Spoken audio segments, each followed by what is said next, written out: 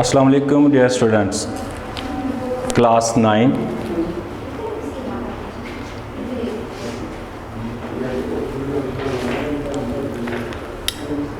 Computer science.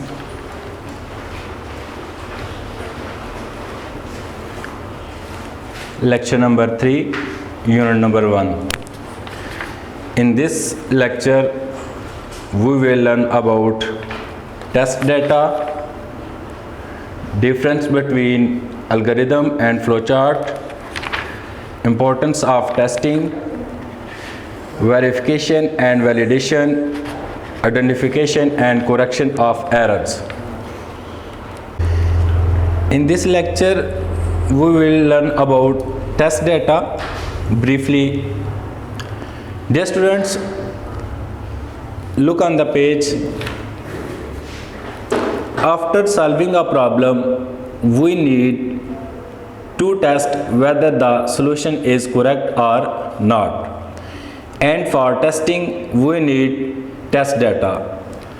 हमने किसी भी प्रॉब्लम को सॉल्व करने के लिए मुख्तलिफ मेथड्स पढ़े, flow chart, algorithm. Flow chart और एल्गोरिदम की मदद से हमने मुख्तलिफ प्रॉब्लम को सॉल्व किया। प्रॉब्लम को सॉल्व करने के बाद हमें इस चीज़ की अंडरस्टैंडिंग होनी चाहिए कि इस प्रॉब्लम के सॉल्यूशन को टेस्ट किया जाए कि ये solution according to requirement, according to desire ये करेक्ट है कि नहीं। इसीलिए टेस्टिंग जो है ये बहुत ही ज़रूरी है। विदाउट टेस्टिंग हम सर्वाइव नहीं करेंगे।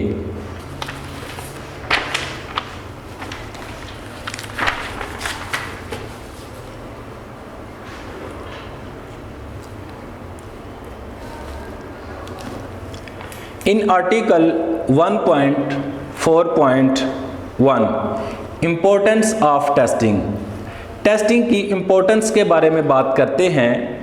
Testing is essential to point out the defects and errors made during finding a solution to some problem and also इसको समझने के लिए हम एक एग्जाम्पल देखते हैं। सपोज करें, a car is delivered to a customer after testing. Upon launching a new car, it is usually tested with a robot driver who hits the car with the wall. Car को deliver करने से पहले इसकी testing की जाती है। इसकी मुख्तलिफ रीज़न होती हैं। उसके फंक्शन को चेक किया जाता है कि कोई फंक्शन इसका डैमेज तो नहीं, वो प्रॉपरली वर्क कर रहा है कि नहीं। जैसा कि आपने देखा, रोबोट ड्राइवर जो है वो कार को वॉल के साथ हिट करता है, जिसके बाद ये टेस्ट किया जाता है उसके फंक्शन प्रॉपरली वर्क कर रहे हैं कि नहीं। टेस्टिंग के बाद कार की डिलीवरी दी जाती है। It is used to test whether the air bags and other security systems are functioning or not. ये कार के मुख्तलिफ फंक्शंस हैं जिनको चेक किया जाता है कि ये प्रॉपरली वर्क कर रहे हैं कि नहीं कर रहे।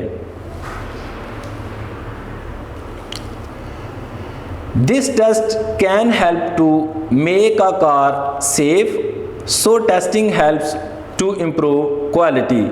इस तरीके से टेस्ट करने से हमारी कार जो होगी वो सेफ़ होगी। अगर उसमें किसी किस्म का कोई फंक्शन फेल होगा तो हम उसको रिकवर कर सकते हैं, उस पर प्रॉपर वर्क कर सकते हैं। अगर सॉल्यूशन निकालने के बाद हम उसकी टेस्टिंग नहीं करते तो उसमें चांसेस हो सकते हैं कि सॉल्यूशन ठीक हो या गलत। In next article 1.4.2 types of test data. There are different types of test data. Students, अब हम डाटे की टेस्टिंग की मुख्तलिफ टाइप के बारे में जानने लगे हैं।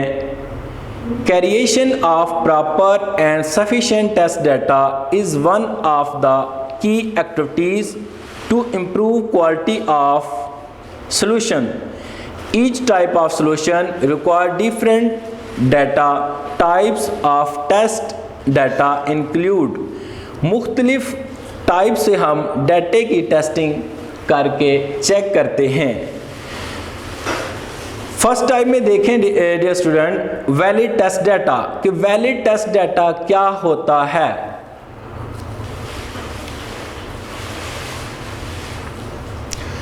It is the test data that complies with the input requirements of the algorithm. If an algorithm is supposed to take a numeric value between 1 and 100 as input, then any value between 1 and 100 is a valid test data. इसका मतलब ये है कि जब हम numeric value लेना चाहते हैं जिसकी रेंज हमें बताई गई है बिटवीन द 1 एंड 100, हमारी न्यूमेरिक वैल्यू की जो रेंज है वो 1 से लेकर 100 तक होगी। अगर इसके अंदर कोई भी वैल्यू होगी तो वो हमारा वैलिड डाटा होगा, वो वैलिड वैल्यू होगी। नेक्स्ट टाइप देखते हैं invalid test data. In invalid test data, it is the data that does not comply with the input requirements of the algorithm. इसके अंदर जो आपकी रिक्वायरमेंट होती है इनपुट की, वो डाटा नहीं आपको मिलता। It is necessary to make sure that solution correctly work for invalid values, shows the relevant message notifying the user that the provided input values are improper. Next type में देखते हैं wrong data format. It is wise to check how the system reacts on entering data. जब आप डाटे को computer में enter करते हैं तो ये चेक किया जाता है कि सिस्टम इस पे किस तरह से रिएक्ट करता है इन एन इम्प्रोप्रिएट फॉर्मेट, और किस मुनासिब फॉर्मेट में ये वर्क करेगा। For example, giving an alphabet as input when a numeric value is expected. Student, जब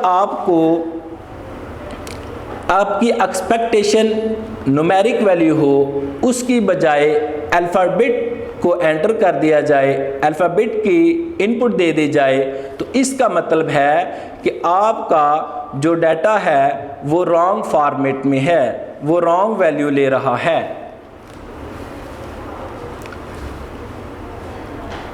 in next type absent data, डाटे की एब्सेंट पे बात करते हैं।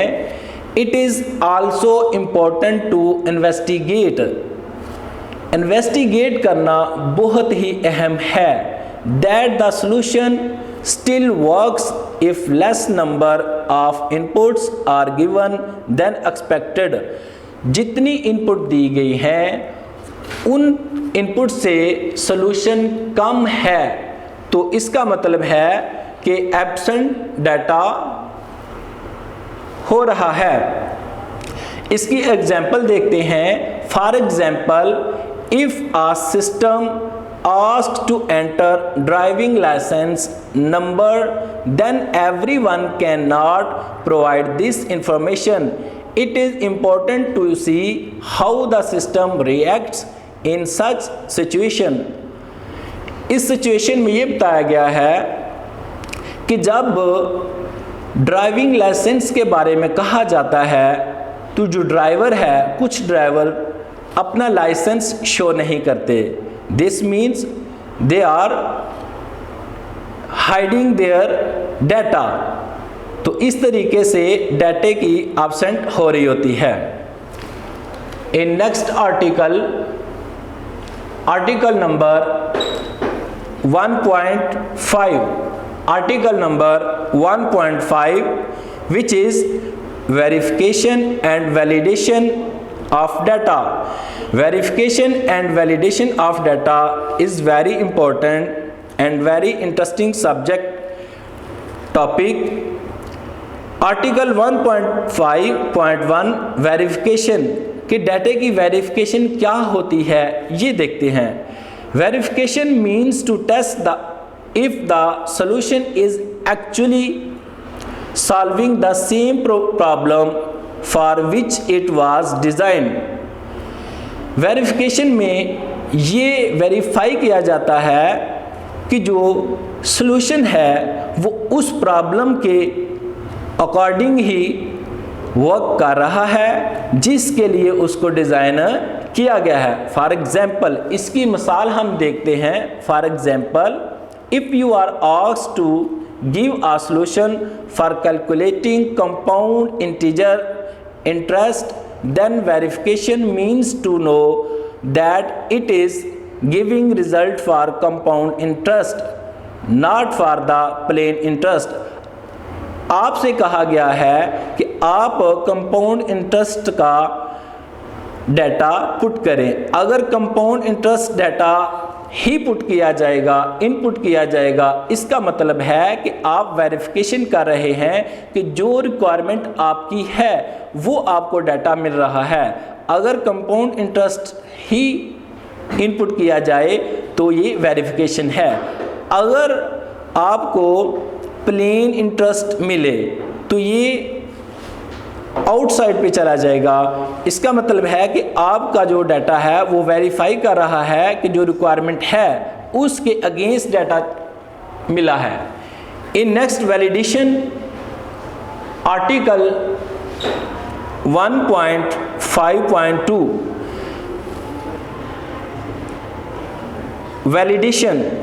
validation mean to test whether the solution is correct or not. Verification और validation में ये फ़र्क है। वेरिफिकेशन ये बताती है कि ये डाटा उस टाइप का है कि नहीं, जबकि वैलिडेशन ये बताती है कि ये जो रिज़ल्ट है, ये जो सॉल्यूशन है, ये सही है या गलत है। फॉर एग्ज़ाम्पल इसको हम एग्जाम्पल से देखते हैं। For example if you are asked to give a solution for calculating compound interest, then validation means to know whether it is finding the correct compound interest or not. If a solution is verified, then it is validated with the help of test data as discussed in previous section. Verification में ये जाना जाएगा कि वो data compound interest के according है कि नहीं, जबकि वैलिडेशन में ये चेक किया जाएगा कि उस कंपाउंड इंटरेस्ट का आंसर करेक्ट है कि फॉल्स है। इसको मज़ीद एक मिसाल से समझते हैं। Let us assume that you go to a pizza shop and ordered a chicken pizza. You state your requirements that it should be less spicy. You also expect that it would taste good. Students, आप किसी pizza shop में जाते हैं और आप pizza के लिए order करते हैं कि आपको एक चिकन पिज़्ज़ा चाहिए, मगर वो चिकन पिज़्ज़ा कम स्पाइसी हो और टेस्ट में अच्छा हो। When the pizza arrives, you can observe that it is a chicken pizza. जब आपके सामने पिज़्ज़ा आता है या लाया जाता है, आप देखते हैं कि ये चिकन पिज़्ज़ा है। This mean you are verifying. आप उसको वेरीफाई कर रहे हैं कि ये चिकन पिज़्ज़ा है या नहीं। This is called verification. इस तरीके से आपने उस पिज़्ज़ा की वेरिफिकेशन की। Now now when you eat the pizza, जब आप उस पिज़्ज़ा को खाएंगे, यू कैन चेक, फिर आप उसको चेक करेंगे, वेदर या के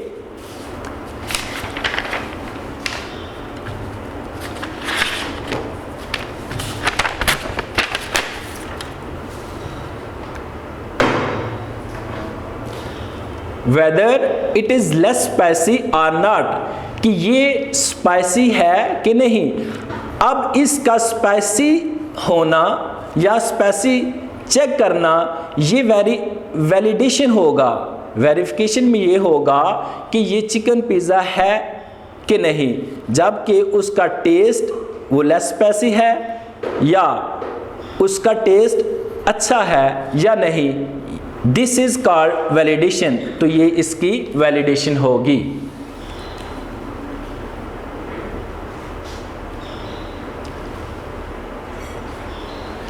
in article number 1.6 identification and correction of errors, आपकी प्रोग्राम के अंदर मुख्तलिफ एरर हो सकते हैं, मगर उन एरर की आइडेंटिफिकेशन करना और फिर उसकी करेक्शन करना बहुत ही इम्पोर्टेंट है।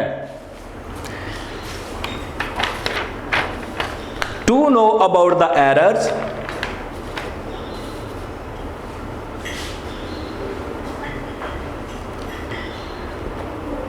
types of errors, there can be 3 types of programming errors, programming error की 3 किस्में हो सकती हैं।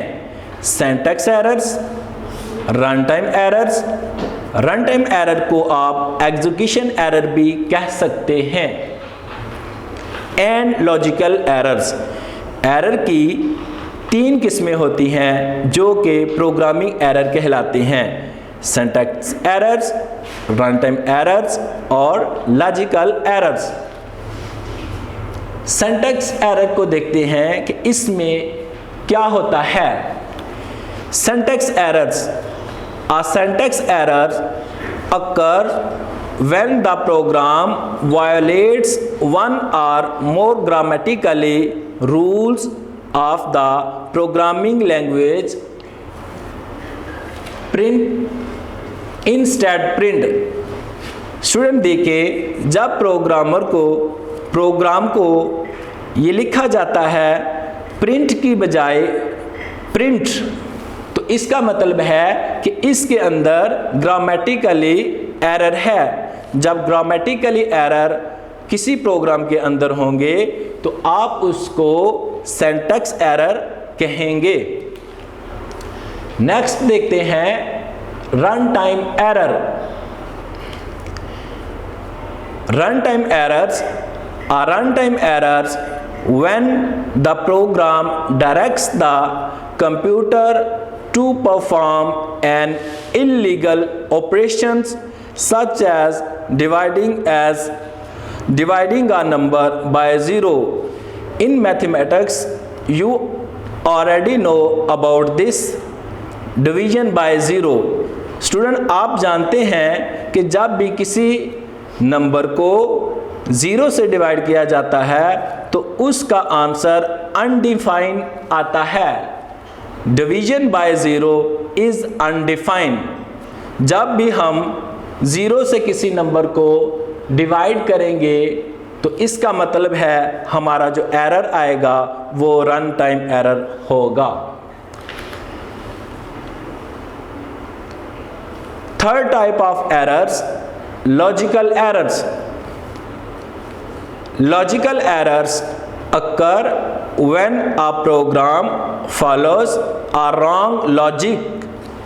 Logical errors can be identified by just looking at the wrong output of the program.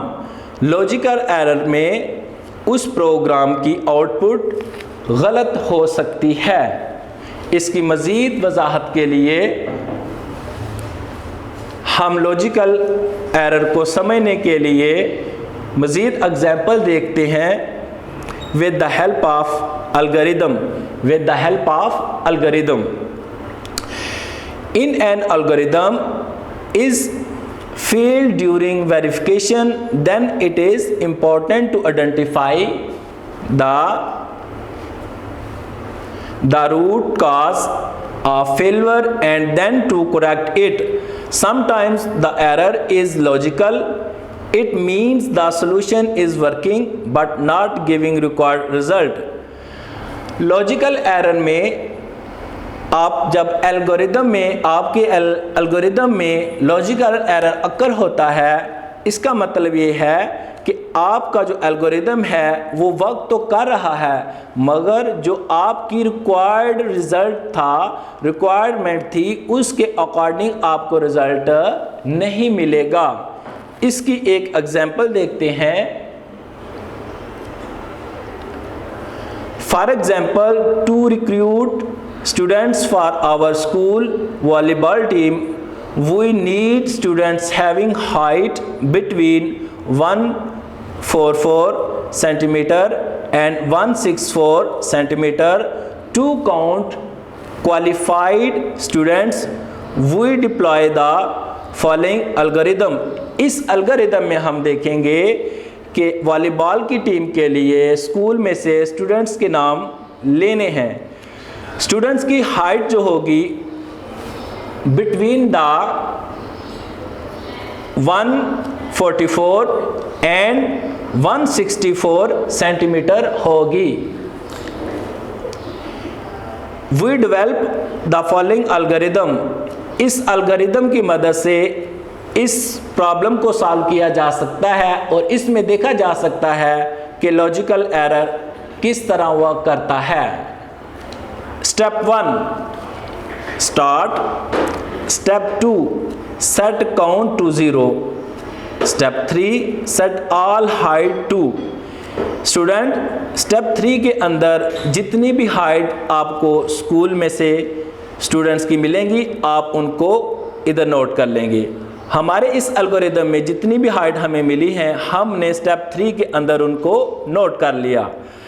Step 4 for each height in the list all height, and step 5 if height greater than 144। इधर comparison हो रहा है जो कि हमने restriction लगाई थी कि हाइट होगी between the 144 and 164 centimetre. If height greater than 144 and height less than or equal to 164 centimeter, then set count to count plus 1। Step 6 में उसका आउटपुट हमें मिल जाएगा। Step 7 stop. एल्गोरिदम स्टॉप करने के बाद अब देखें, इसको कंपेयर करें कि आपके इस एल्गोरिदम में एरर किस लाइन पर है। तो स्टूडेंट्स इस एल्गोरिदम में लाइन नंबर स्टेप नंबर 5 में लॉजिकल एरर है। उसको कैसे रिमूव किया जा सकता है ये देखते हैं। The above algorithm works but does not count all student. ये जो एल्गोरिदम हमने लिखा है ये काम तो करेगा, मगर जो आपकी रिक्वायरमेंट है कि आपको हाइट 144 सेंटीमीटर से लेकर 164 सेंटीमीटर के स्टूडेंट्स चाहिए, मगर इसमें 144 से जो ग्रेटर हाइट के स्टूडेंट हैं सिर्फ वही काउंट होंगे, जबकि 144 की हाइट का जो स्टूडेंट होगा वो इसमें एंटर नहीं होगा। तो लिहाजा इसमें एक एरर है जिसको लॉजिकल एरर कहा जाता है। There is a deliberate error on step 5, जो कि स्टेप 5 में मेंशन है। The symbol greater than has been use instead of greater than or equal. जी एरर है कि हमने ग्रेटर देन आर इक्वल की बजाय जस्ट साइन ग्रेटर का यूज़ किया है।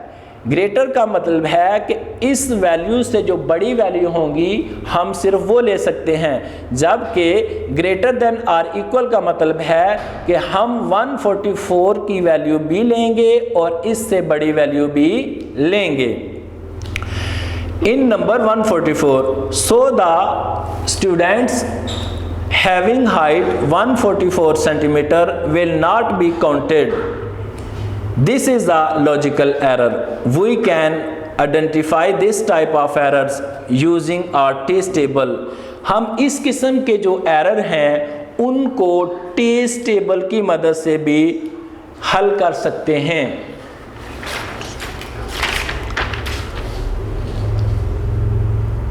Trace table article number 1.6.1 trace table को भी एरर को रिमूव करने के लिए यूज किया जाता है। A trace table is a technique use to test algorithms.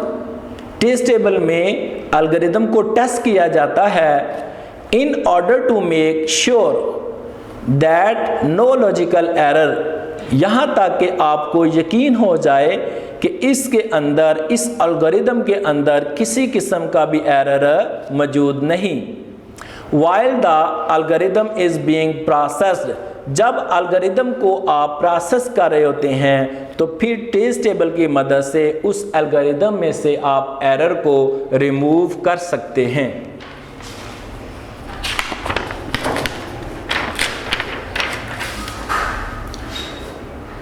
Last article of this chapter is article number